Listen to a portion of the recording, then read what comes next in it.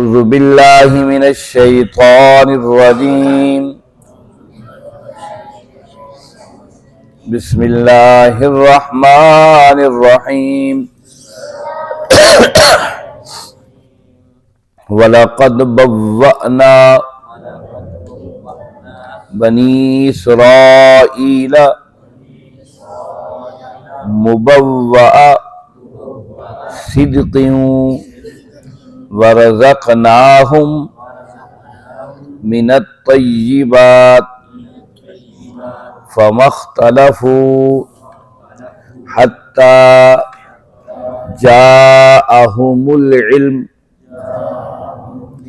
إن ربك يقضي بينهم يوم القيامة فيما كانوا فيه يختلفون فإن كنت في شك مما أنزلنا إليك فاسأل الذين يقرؤون الكتاب من قبلك لقد جاءك الحق من ربك فلا تكونن من الممترين ولا تكونن من الذين كذبوا بآيات الله فتكون من الخاسرين إن الذين حقت عليهم كلمة ربك لا يؤمنون ولو جاءتهم كل آية حتى يروا العذاب العليم صدق اللہ العظیم۔ عزیز ساتھیو، تمام حمد و ثنا، تعریف و توصیف اس رحیم و کریم رب کے لیے جس کا رحم اور کرم ہر سو وسیع ہے۔ اس کا رحم اور کرم ہی ہے کہ ہم اس کی بارگاہ میں اس کی کتاب کو پڑھنے، سیکھنے اور سمجھنے کے لیے اکٹھے ہوئے۔ یہ بہت بڑی سعادت ہے۔ اس کے بعد لاکھوں کروڑوں درود و سلام اس نبی مہرباں پر جنہوں نے اللہ رب العزت سے حق کو پا کر ہم تک حق پہنچانے کا حق ادا کر دیا۔ عزیز ساتھیو، 11واں پارہ ہے، سورہ یونس ہے، اور سورہ یونس کی ہم نے 92 آیات پڑھ لی۔ گزشتہ آیات بینات پہ ہم یہ پڑھ اور سنائے کس طرح سے موسیٰ علیہ السلام بنی اسرائیل کو لے کر نکلے، اور جس وقت دیکھ لیا کہ اب فرعون اور اس کی جو سردار اور اس کے وزیر و مشیر اس دعوت کو قبول کرنے کے لیے تیار نہیں ہے، دعا کہ اللہ ان کے دلوں پر مہر لگا دے۔ ان کو تو نے اس لیے وسائل دیے ہیں کہ لوگوں کو اللہ کے راستے سے روکے، اب ان کے وسائل بھی ان کے لیے کارگر ثابت نہ ہوں۔ اور یہ دعا نبی اسی وقت مانگا کرتے ہیں جس وقت تمام حجت مکمل ہو جاتی ہوتی۔ اور موسیٰ علیہ السلام نے دن اور رات اللہ کا پیغام سنا کر اور وہ تمام مسائل کو فیس کر کے جو فرعون ظلم و تشدد کی آخری حد تک پہنچ سکتا تھا پہنچا۔ اب موسیٰ علیہ السلام بنی اسرائیل کو لے کر نکلتے ہیں، اور پھر نکلنے کے بعد وہ دریا کو یا بحر کلزم کو، اس حصے کو جو راستے میں خشکی کے درمیان ٹکڑا تھا، اسے کراس کرتے ہیں، اور وہاں سے آپ اپنی بنی اسرائیل کو لے کر وادی سینا کے اندر پہنچتے۔ اور فرعون نے جب دیکھا کہ یہ تو سوچا یہ مد و جزر ہوگا یا ویسے ہی کوئی معاملہ ہے، وہ بھی پیچھے داخل ہوا اور غرقاب ہو گئے۔ جب بعد کے اندر فرعونیوں نے تلاش کیا کہ ہمارے فرعون کہاں گئے، تو تلاش کرتے کرتے فرعون کی لاش مل گئی، اور فرعون کی لاش کو لا کر جس طریقے سے باقی بادشاہوں کی لاشوں کو مثالیں لگا کر محفوظ کر دیا جاتا تھا، فرعون کی لاش کو بھی محفوظ کر دیا گیا۔ اور پھر کمال دیکھیے، قرآن نے کہا کہ ہم تیرے بدن کو محفوظ رکھیں گے اور عبرت بنا دیں گے۔ آج بھی قاہرہ کے عجائب گھر کے اندر وہ دنیا کے لیے عبرت کا نمونہ بنا ہوا ہے، وہ جس کے ہاتھ میں دنیا کا اختیار تھا۔ دیکھیے ہمارے ہاں 5 سالوں کے لیے حکومت تبدیل ہوتی ہے، وہ 5 سال گزارنا بڑا مشکل ہوتا ہے کہ یہ 5 سال میں کیا کر رہے ہیں، کیا نہیں کریں گے، کیا کریں گے۔ حزب اختلاف پورا زور لگاتی ہے کہ 5 سال حکومت نہ کر سکے، اور 5 سال کی حکومت کے لیے حکومت پورا زور لگاتی ہے ہم سدا اس تخت کے ساتھ، حکومت و اقتدار کے ساتھ جڑے رہیں۔ یہ کشاکش چلی آ رہی ہے، جیسے ہماری پاکستان کی صورتحال نہیں ہے، جہاں جہاں پر جمہوری نظام موجود ہے وہاں پر صورتحال ایسی ہے۔ آپ تصور کیجئے کہ فرعون باپ کے بعد بیٹے کی بادشاہت، اور پھر 50 60 سالوں تک، 70 سالوں تک ایک ہی حکمران کی بادشاہی۔ تصور کیجئے کہ ظلم کا نہ ختم ہونے والا سلسلہ، اس تسلسل کے اندر بنی اسرائیل نے اپنی زندگی کو گزارا تھا، اور اب آ کر وادی سینا کے اندر پڑاؤ کر لیا تھا۔ یہ تھی گزشتہ آیات۔ آج کے سبق میں ہم دیکھتے ہیں کہ یہ آگے معاملات کیا تھے۔ آج کا سبق آیت نمبر 93 سے شروع ہوتا ہے۔ فرمایا اعوذ باللہ من الشیطان الرجیم، وَلَقَدْ یقیناً بَوَّأْنَا ہم نے ٹھکانہ دیا بنی اسرائیل کو مبوّع صدق ایک بہترین ٹھکانہ، وَرَزَقْنَاهُمْ اور ہم نے انہیں رزق دیا من الطیبات پاکیزہ، فَمَا اخْتَلَفُوا نہیں اختلاف کیا انہوں نے، حتیٰ یہاں تک کہ جاءہم العلم کہ ان کے پاس علم آ گیا۔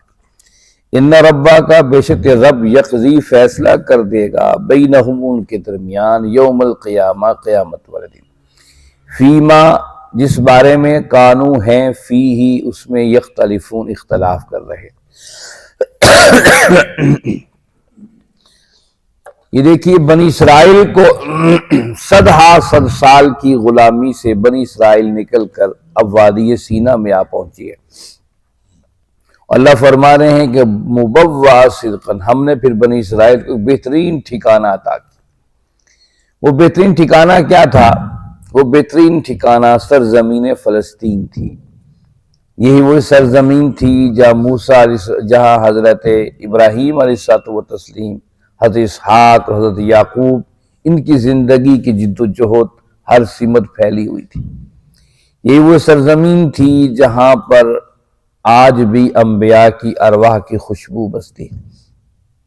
قرآن اس کو مبوّع صدقاً کہ بہترین ٹھکانہ، یہ قرآن اس فلسطین کی سرزمین کو بہترین ٹھکانہ قرار دے رہا۔ اچھا، اس بہترین، یہ اللہ رب العزت کی کیا عظمت ہے، کیا زبردست ہے کہ ایک آیت میں پوری تاریخ سمو کے رکھتی ہے کہ بنی اسرائیل کو ہم نے جہاں سے نکلے اس کے بعد ہم نے انہیں ٹھکانہ دیا۔ اس ٹھکانے تک، فلسطین کے ٹھکانے تک پہنچنے کے لیے بڑا وقت لگا۔ موسیٰ علیہ السلام دنیا سے رخصت ہو گئے، ہارون علیہ السلام بھی دنیا سے رخصت ہو گئے، یوشع بن نون ان کے خلیفہ بنے، اس کے بعد پھر جا کر یہ ٹھکانہ ملا۔ اچھا، اب قرآن مجید کے اندر آپ ذرا بنی اسرائیل کے تذکرے کو پڑھیں، حیرت ہوتی ہے۔ فرعون تو غرقاب ہو گیا تھا، اور دریا کے اس پار ہی تو فرعون کی حکومت تھی، اور جس طرح یہ عبور کر کے آئے تھے اللہ کہہ سکتے تھے اسی طریقے سے واپس جاؤ، بادشاہ تو مر گیا ہے، اقتدار تمہارے ہاتھ میں آ جائے گا، کوئی مشکل نہیں تھی سالہ سال وادی سینا میں بھٹکنے کی۔ اب یہ بڑی عام سی بات ہے، ایک عام بندے کو نظر آ رہا ہے کہ یار ہم نے اتنی قربانیاں دی ہیں، اب بادشاہ تو مر گیا ہے جس کے اقتدار تھا سالہ سال تک، اور اس کے پیچھے باقاعدہ کوئی حکومت بھی نہیں ہے، کوئی تخت نشینی بھی نہیں ہے، تو اب واپس چلے جانا چاہیے، اقتدار پر قبضہ کر لینا چاہیے۔ کہ مصر تو یوسف علیہ السلام کا مصر تھا، مصر تو یوسف علیہ السلام کی نسل کا مصر تھا، یا سال تک آل یوسف نے حکومت کی تھی، بظاہر تو ہونا چاہیے، انہیں کیوں صحراؤں میں بھٹکایا؟ قرآن بار بار صحراؤں میں بھٹکانے کے تذکرے کر رہا ہے۔ اگلی سورت ہم جب پڑھیں گے اس کے اندر بھی سارا تذکرہ ہوگا کہ بنی اسرائیل کو کیسے بھٹکایا گیا صحراؤں میں۔ 28 مقامات پر بنی اسرائیل کے تذکرے ہیں اسی وادی سینا کے۔ یہاں رک کر ہمیں سوچنا چاہیے کہ اللہ ہم سے چاہتے کیا ہے، اس دنیا انسانیت سے مطلوب کیا ہے، آپ اور مجھ سے کیا مطلوب؟ یہ دنیا کی ساری آسائشیں ہیں، یہ تو منتظر تھی، 12 سال تک جو غلامی کے شکار تھے، اب فرعون تو مر چکا تھا، اللہ کہتے ہیں وہی لاٹھی ڈالو اور واپس فرعون کے مصر پہنچو اور قبضہ کر لو۔ اس کے بدلے میں اقتدار کی بجائے وادی سینا کے اندر سالہ سال یہ قوم بھٹک رہی ہے، کیوں آخر؟ یہ بڑا اہم سوال ہے قرآن مجید، اس لیے بار بار اس کا تذکرہ کیا ہے کہ دیکھو اللہ کہتے ہیں دنیا کے وسائل آنے میں کوئی پریشانی تو اللہ نے دے دینے ہیں، اصل چیز ہے انسانیت کی ڈیولپمنٹ، انسان ترقی کرے، انسان کی تعمیر ہو۔ 70 سال تک جو ذہنوں میں اس قوم کے غلامی بیٹھ گئی تھی، جو مسلم قوم تھی، جو انبیاء کے ماننے والی قوم تھی، جو آخرت پر یقین کرنے والی قوم تھی، جو نماز اور روزے کے احکامات سے مزین قوم تھی، بتانا مقصود یہ تھا کہ تمہارا کام یہ نہیں ہے دنیا کے اقتدار، اصل چیز یہ ہے کہ انسانیت کی تعمیر اصل مقصود ہے۔ انسان جہاں موجود ہو سچائی کے ساتھ کھڑا ہو، صداقت کے ساتھ کھڑا ہو، اخلاق اور کردار کے ساتھ کھڑا ہو، اس کی خوشبو بستی کے علاقے کے اندر اور دائیں بائیں لوگ محسوس کریں، یہ ہے وہ انسان، یہ ہے وہ بندہ مومن۔ اس 100 سال تک جو غلامی کے چکروں میں نسل در نسل غلام رہی، اس قوم کو بھٹکا کر بتایا گیا صحراؤں کے اندر انسان بنو، انسانیت کا احساس کرو، ایک دوسرے کے دکھ اور درد میں شریک ہو، ایک دوسرے کے ساتھ اپنے معاملات کو نبھاؤ اور بانٹو، اور ایک مومن کی حیثیت سے زندگی گزارو، تب وہ مبوّا صدقاً، وہ تمہیں اچھا ٹھکانہ میسر آئے گا، جس کو ارض فلسطین کہتے ہیں۔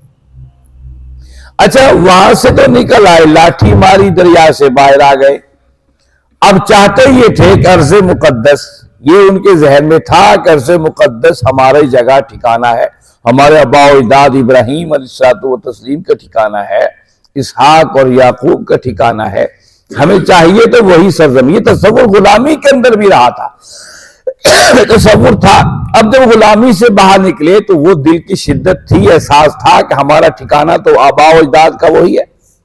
دیکھیے یہ آج بھی اس بات کی اس دور میں جب آپ اور ہم سپارے ہاتھوں میں رکھ کر اس چھوٹی سی مسجد کے اندر ہڑپا کے اندر بیٹھے مطالعہ کر رہے ہیں، آج بھی یہ بات تصدیق ہو رہی ہے۔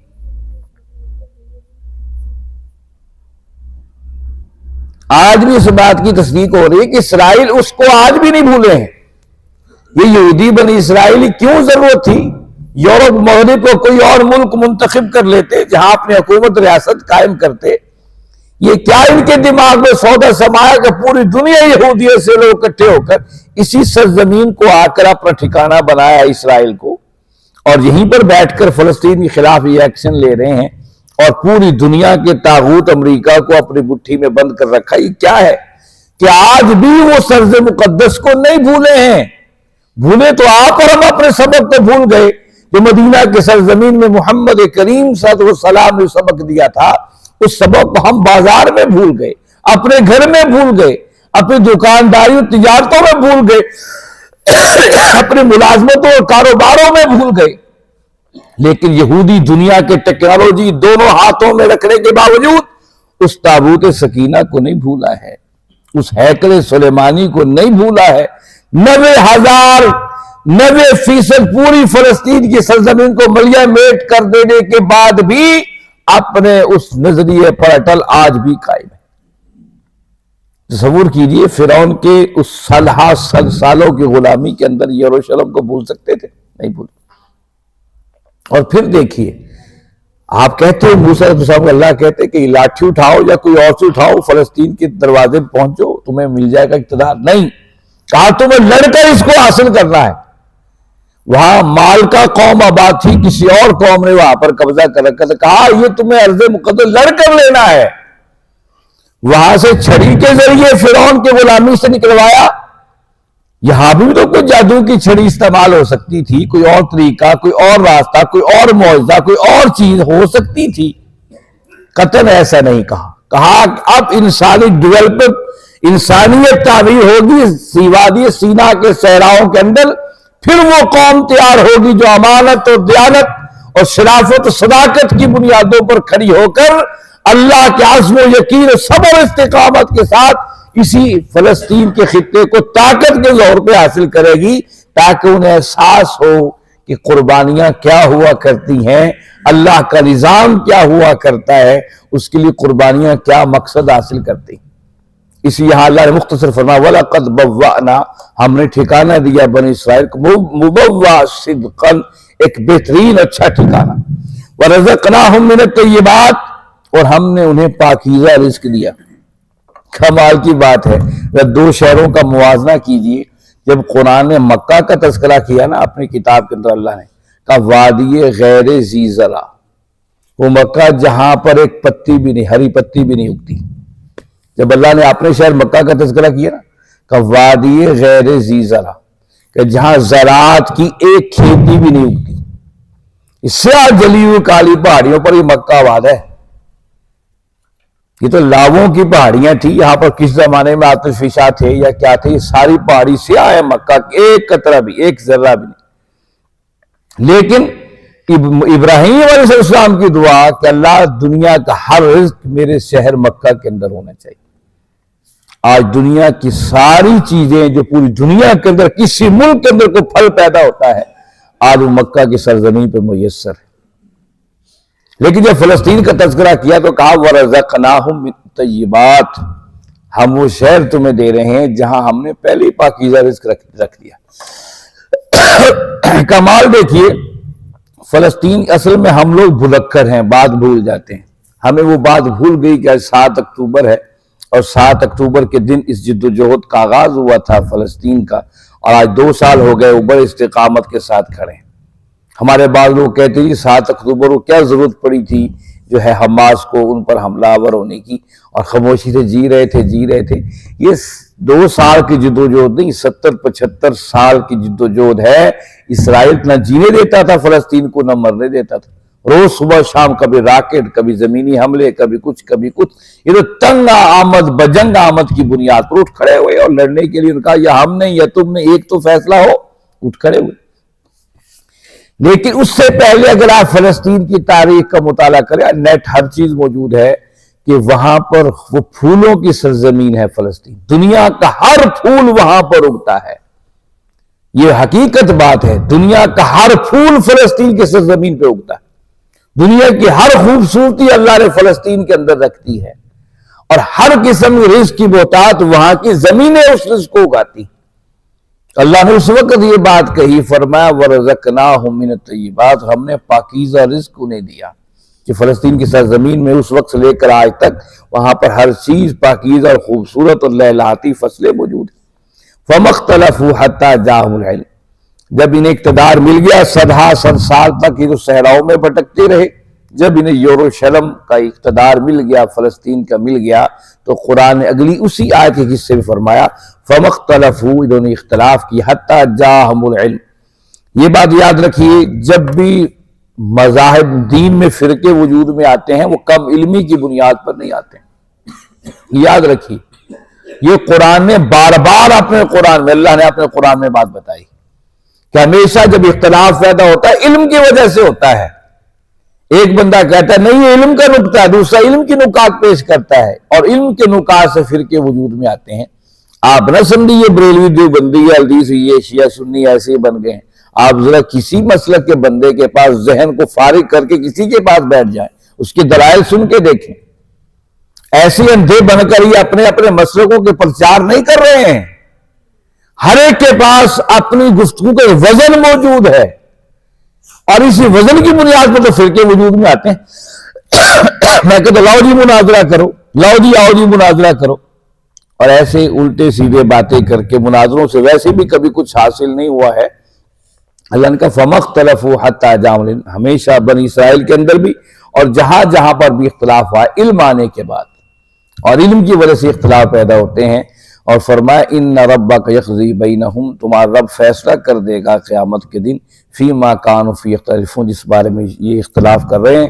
فَإِن كُنتَ فِي شَكٍّ مِّمَّا نَزَّلْنَا إِلَيْكَ، یہ آیت آج بھی ہمارے لیے فین کن تھا. اگر تمہیں ہو فی شک، اس معاملے میں شک میں کہ بنی اسرائیل کو یہ چیزیں ملی اور کیسے ملی، مما انزلنا الیک، جو کچھ ہم اتار رہے ہیں آپ لوگوں کی طرف اللہ کا پیغام، فاسأل الذین، ذرا پوچھ لو ان لوگوں سے، یقرؤون الکتاب، جو کتاب یعنی تورات کا تلاوت کرتے ہیں پڑھتے ہیں، من قبل، آپ سے پہلے، لقد جاءہم الحق، یقیناً جب آ گیا حق، من ربک، تمہارے رب کی طرف سے، فلا تکونن من الممترین، پھر اس میں شک و شبے میں نہ پڑ جاؤ. بڑی اہم بات کی اللہ. اب اگر تمہیں شک ہے اس قرآن کی اہم باتوں پر تو آج بھی یہودی موجود ہیں، اور آج تو شک مٹا کے رکھ دیا یہودیوں نے. آج بھی ان کی گفتگو میں ہیکل سلیمانی کے الفاظ آپ کو ملیں گے، جبکہ ہم تو بھول گئے ہیکل سلیمانی کیا ہے، تابوت سکینہ کیا ہے. لیکن وہ یاد اللہ نے گویا کہ بتا دیا. قیامت تک آنے والے لوگوں جب قرآن پڑھو تمہیں بات سمجھ میں نہ، انہی سے پوچھ لو، یہودیوں سے، بتاؤ یہ معاملے کیسے ہیں، تمہیں نظر آ جائیں گے حالات کیا ہے. اس لیے کہا خبردار کتاب میں شک میں نہ پڑھنا. اور جس وقت شک میں وہی پڑھتا ہے بندہ، باپ کہتا ہے بیٹے کو، بیٹا یہ کام جاؤ بازار سے سودا لے آؤ، اگر وہ سودا لینے چلا جائے تو گویا کو صرف باپ کی بات پر یقین ہے کہ مجھے اس پہ عمل کرنا ہے. اگر دائیں بائیں سے پھسل جائے، بات نہ مانے، تو سمجھیے کہ اولاد بیٹے کو شک ہے باپ کے کسی معاملے پر، یا دکان نہیں کھلی ہوگی یا کوئی اور ہے، یا کہ ابا ایسے ہی کہتا رہتا ہے. ٹھیک ہے، تو شک جب یقین ہوتا ہے تو عملی زندگی میں اس کی بہار آتی ہے، کردار بنتے ہیں. شک رہتا ہے تو پھر عملی زندگی میں کوئی ہلچل نہیں ہوتی ہے. آئیے اپنی عملی زندگیوں میں ہلچل پیدا کیجیے. قرآن کیسی سچی کتاب ہے، 1450 سال کے بعد ایک بار پھر دنیا کی آنکھیں کھلی رہ گئی ہیں کہ قرآن آج بھی اسی طریقے سچی کتاب ہے. اور یہ فلسطین کے حالات ہوئے ہیں تو تیزی سے اسلام یورپ کے علاقوں میں پھیل رہا ہے. لوگ سوچ پہ مجبور ہو گئے کہ آخر یہ ارض مقدس ہے کیا، اس کی کہانی کیا ہے، ہسٹری کیا ہے، اور لوگ اس کا مطالعہ کر رہے ہیں، اس کا ماضی، حال اور مستقبل کیا ہے. اور ہو سکتا ہے کہ جس کے ہمیں وارث بنایا گیا تھا، جب ہم اس کام کے لیے تیار نہیں تو اللہ کہتا ہے میں تمہارا محتاج نہیں ہوں، میں دوسری قوموں کو لے آؤں گا جو تم سے بہتر ہوں گی، اپنی کمیوں کوتاہیوں پر توبہ اور استغفار بھی کریں گی، اللہ سے معافی بھی مانگیں گی، اور اللہ اور اس کے رسول سے محبت کرنے والے بھی. آؤ اللہ نے جو آپ اور ہمیں کچھ موقع دیا ہے اس موقع کے لیے اپنی زندگیوں کو بدل لیں، یوں نہ ہو کہ پھر ہم پچھتاتے ہی رہ جائیں. اللہ رب العزت سے دعا ہے اللہ رب العزت آپ اور ہم سب کو سمجھنے، اس پر عمل کرنے کی توفیق عطا فرمائیں. وآخر دعوانا الحمدللہ رب العالمین والصلاة والسلام علی سیدنا